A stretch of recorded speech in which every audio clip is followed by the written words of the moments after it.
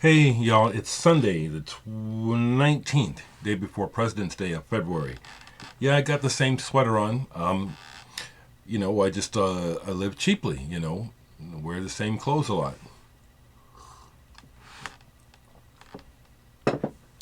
I always start my videos, often I start my videos by saying thank you. And I will this one, thank you. Nice feedback on the last video. Thanks for listening to me. Garrett, thanks for not being offended about my Steely Dan comments. They weren't meant to offend you. It was me being honest, in my opinion. Again, that's why I'm going to talk about music, but that's why I'm going to bring these books up again. The Four Agreements and the Fifth Agreement. That's why these books, not just those, but actually stuff that I started learning as a child, but synthesizing it and putting it together in a way that really makes sense has really helped me to deal with a lot of things. And being in public like this, it's really helped because one of the four agreements, they just make sense. The more that you understand them, the more they make sense to put into action. Be impeccable with your word, which I'm not always. I try to be. I try to speak with integrity, but I'm human, so I get mad and I say shit. But that's the first agreement. The idea is to try to use the power of your word in the direction of truth and love. This is why I'm so down on the current administration. You have to, from my perspective in my life, where I've lived for 61 years, you have to be completely delusional or psychotic to say that anything about the current Trump administration has anything to do with the truth or with love. You got to be out of your mind. Or you're living in a bubble, or you're just rich and privileged because people on my level, we continue to get the shaft. But the second agreement, which is really hard, but it's the one that I work hard at. It says, don't take anything personally. Now, when a lot of people hear this one for the first time, their heads explode because they just say, well, you're supposed to take it personally. How are you not going to take it personally, Well, here's how. Well, this is why, rather. It makes sense to me. The more that I've worked on this, it makes more sense all the time. That's why, anyway, let me just say it says, don't take anything personally because what others do is not because of you. What others do and say is a projection of their own reality, their own dream, their own mind. I recognize that. A perfect illustration for those that still don't understand how clear it is that we live in the mind and not in a physical world so much. You have we can use this administration. You've got two people, two human beings, maybe, from the same city. They both look at Trump. One sees a disaster. One sees a nice white man who's going to bring back I don't know what they see, but they're both looking at the same man. We live in the mind. What they see is not what's out there. It's what we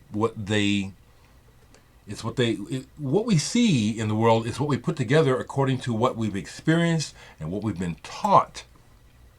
That's another reason why when I keep getting these comments from people like, well, I don't agree with everything you say. I like you. I like your music reviews, but I don't always agree with you. Well, that takes care of that because the idea is not for you to agree with me. I keep telling you, I'm just sharing with you my perspective. I don't know anything. And with that, I'll say that you don't either. People come at me all the time like they know something. Well, you might indeed know how to work on a cell phone. You might indeed know how to make glasses. You indeed may know how to drive a car. But we still don't know anything. See, it's bigger than that. I understand that. So, people can share your experiences and your opinions with me, but the idea that someone's going to come along and tell me how I'm supposed to think that, absolutely not. I'm on to it.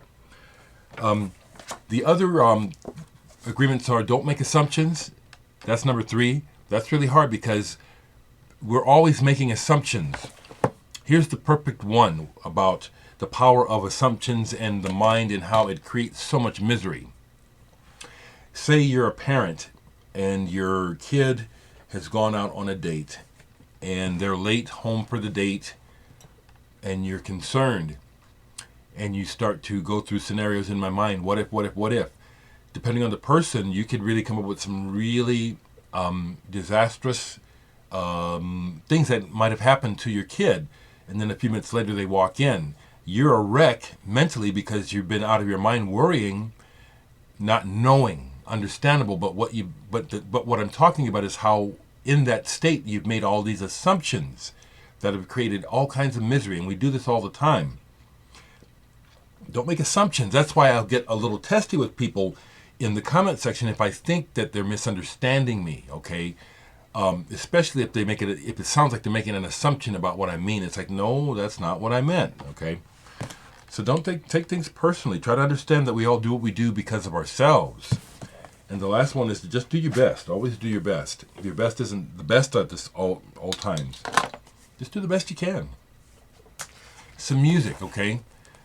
Colin Newman of Wire, Commercial Suicide, old album, 1986. Kind of a ponderous, weird album of his. You know that he has a lot of energy with Wire. But this one, there's a lot of keyboards and mid-tempo kind of floaty, dreamy songs. I really like it, actually. His words, he does a lot of wordplay. And so a lot of what Colin Newman says to me doesn't make any sense at all, but he's good at wordplay. Now, that just reminded me, I don't have the record, but I want to share with you a new rock hip-hop song that I think highly of. Ice-T's Body Count, their new song, No Lives Matter. That's my anthem of the moment. Once again, there's a lot of truth in that song according to what I've experienced, which is you look at history and you look at the steady way things are going, how wealth continues to be concentrated at the top more and more all the time. The wealth is concentrated in a smaller group. In the song, Ice-T says, when it comes to the poor, no lives matter, when it comes to the color, not just black, yellow, red, brown. When it comes to the elite, we don't matter. If you got rich, the only thing that's talking is cash. The only thing that's walking is cash. So that's my anthem, and Ice-T is so on point in that song. I love his rage, and the band is a good riff too. So there's a new one for you, and there's a hip-hop one for you, because it's got content. An old album that I was playing that's just fantastic. Fred Frith guitar solos from Henry Cow. He just had a birthday a couple of days ago. I'm going to be on an album that he's on as well, coming out really soon. I'm stoked about that. John Hassel, Akadarbari, Java, trumpeter who in many ways helped to establish the idea of ambient music. This is fantastic. Check out some John Hassel, please. A couple more, because I want to upload this. The shorter it is, the quicker it uploads. And I'm curious about feedback, because it's like, what am I saying that is so disagreeable when all I'm doing is telling you my experience? What's there to disagree with? Tell me, okay? I'm curious. I do want to learn. I can learn. Don't get the wrong idea that by saying through the fifth agreement that I am skeptical to what everyone says and that no one knows anything. Don't get the wrong idea. That's why you take it to that negative extreme. Understand. I'm listening and I want to learn, but I don't assume that anyone else's way has to be the way that I go. I'll learn from you, though. Rare Bird, 1970, English band. They had a hit called Sympathy. You probably heard it and didn't realize it was them. Great progressive rock album. The original English version has a different cover, with a real cool cover, too. Here's another one of those guitar solos albums with Fred Frith, Dereck Bailey, G.F. Fitzgerald, and Hans Reichel. I love this type of, I guess you could call it abstract guitar playing. I just think it's wonderful and very, very emotional. I want to stop there because I think I've said what I wanted to say for now. And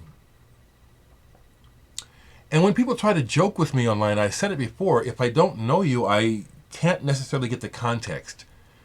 Some people might be saying nice things, and really what they're doing in their mind is they're insulting me. But since I don't know you, I don't know that.